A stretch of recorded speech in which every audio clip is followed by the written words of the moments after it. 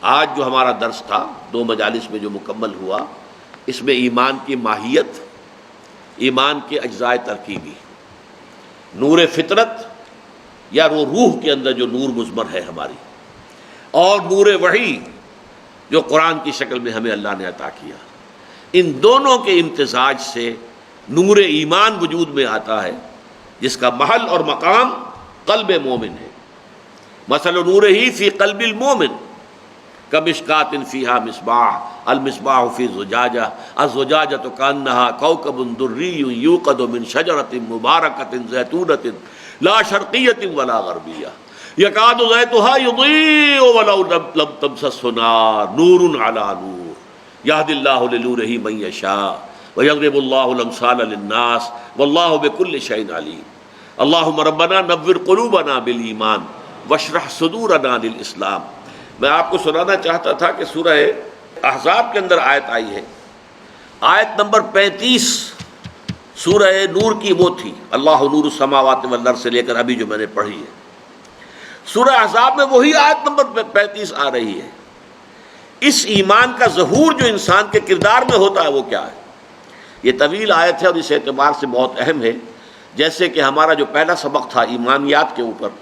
اس میں بھی فرمایا گیا تھا کہ عمل کرنے والا مرد ہو یا عورت ہو، بعضکم من بعض، ہم کسی کے بھی عمل کو ضائع کرنے والے نہیں ہیں۔ فاستجاب لهم ربهم انی لا اضیع عمل عامل منکم من ذکر او انثی بعضکم من بعض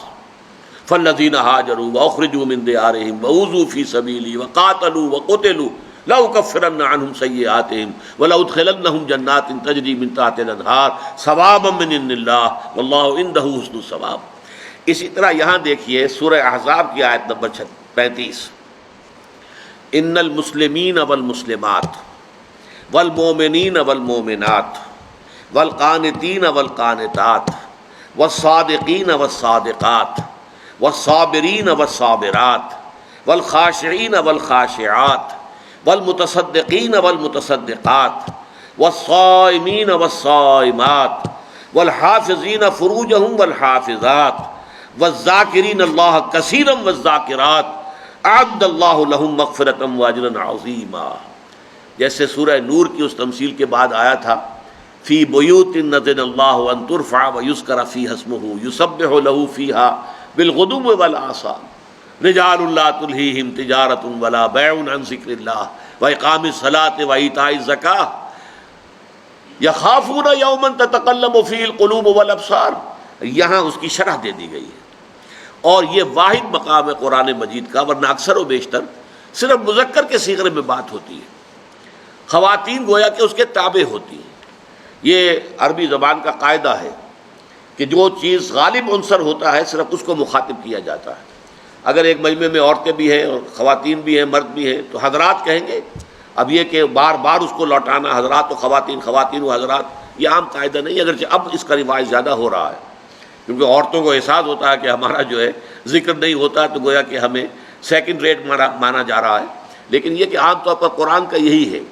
کہ جو غلبہ ہے جس چیز کا کہ غالب اکثریت جس کی، ان سے بات ہو رہی ہوتی ہے، تو مذکر کے صیغے آتے ہیں۔ یہاں آ کر جو ہے خاص طور پر مردوں اور عورتوں کے صیغوں کو بالکل برابر لایا گیا۔ یقیناً ان المسلمین والمسلمات، فرما بردار مرد اور فرما بردار عورتیں، والمؤمنین والمؤمنات، اور ایمان والی مرد اور ایمان والی عورتیں، والقانتین والقانتات، اور اللہ کے سامنے خشوع و خضوع کے ساتھ کھڑے ہونے والے مرد اور کھڑے ہونے والی عورتیں، والصادقین والصادقات، اور سچے مرد اور سچی عورتیں، والصابرین والصابرات، صبر کرنے والے مرد اور صبر کرنے والی عورتیں، والخاشعین والخاشعات، اللہ کا خشوع خضوع خوف، یخافون یوما تتقلب فیہ القلوب والابصار، والخاشعین والخاشعات، جن کے دلوں میں جو اللہ کے سامنے جھکانے کی کیفیت ہے، اور وہ کہ جن عورتیں کہ جن کے دل اللہ کے سامنے جھکے ہوئے ہیں، والمتصدقین والمتصدقات، اور صدقہ کرنے والے مرد، خیرات کرنے والے، اپنی دولت اپنے مال کو غرباء مساکین یتامہ کے لیے خرچ کرنے والے، والمتصدقات، اور اسی طرح صدقہ کرنے والی عورتیں، والصائمین والصائمات، اور روزہ رکھنے والے، یا لذائذ دنیاوی سے کنارہ کشی اختیار کرنے والے مرد اور روزہ رکھنے والیاں اور لذائذ دنیاوی سے کنارہ کشی اختیار کرنے والی عورتیں، والحافظون فروجہم والحافظات، اور وہ مرد کے جو اپنے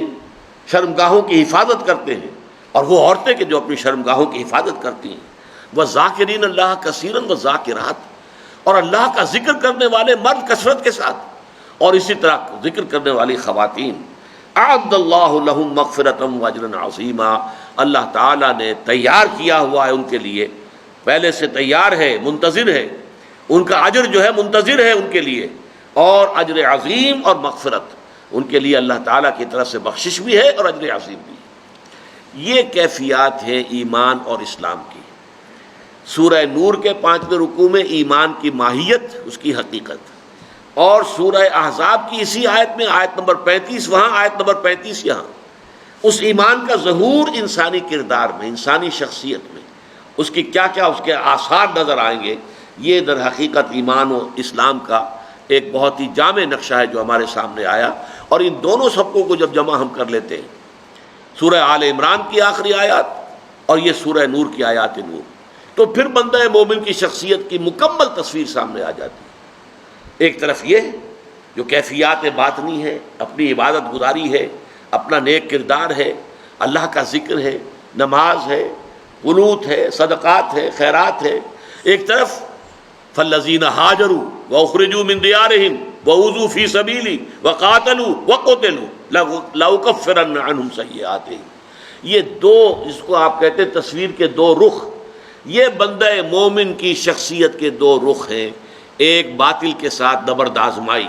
مقابلہ، اور اس مقابلے میں ہر تکلیف کو سہ جانا، ہر قربانی دے جانا، جان پر کھیل جانا، اپنی جان پیش کر دینا،